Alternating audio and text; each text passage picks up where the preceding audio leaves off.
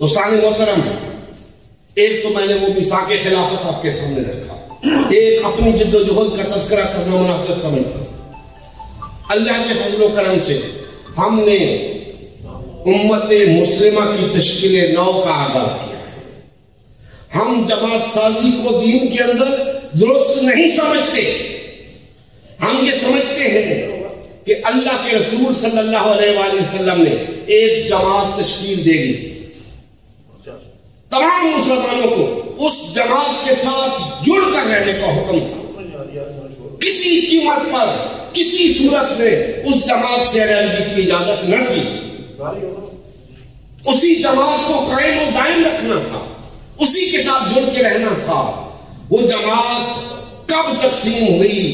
فرقوں کے اندر، کب ٹکڑے ٹکڑے ہوئی، اس پہ بحث نہیں، بحث یہ ہے کہ آیا آج وہ جماعت موجود ہے یا نہیں ہے۔ آج ہمیں اپنے جیسے انسانوں کی بنائی ہوئی جماعتیں نظر آتی ہیں، جو جماعت ہے مجھ جیسے آپ جیسے کسی انسان نے بنائی ہے۔ اللہ کے رسول کی قائم کردہ جماعت امت مسلمہ آج نظر نہیں آ رہی، لہذا ہم نے کوئی نئی جماعت بنانے کی بجائے اسی اللہ اس کے رسول کی جماعت کو، امت مسلمہ کو بحال، فعال اور منظم کرنے کا ارادہ کیا،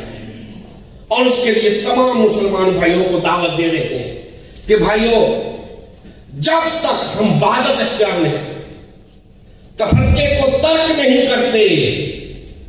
خود ساختہ جماعتوں کو چھوڑتے نہیں، جمہوریت سے پیچھا نہیں چھڑاتے، اس وقت تک اس روئے زمین کے اوپر ایک باوقار قوم کے طور پہ ہم زندہ نہیں رہ سکتے۔ ضرورت اس عمل کی ہے کہ ہم سب اکٹھے ہو جائیں، وحدت اختیار کریں، امت مسلمہ کو بحال، فعال اور منظم کریں،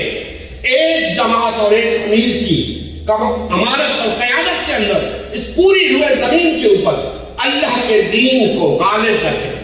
وما علیہ السلام۔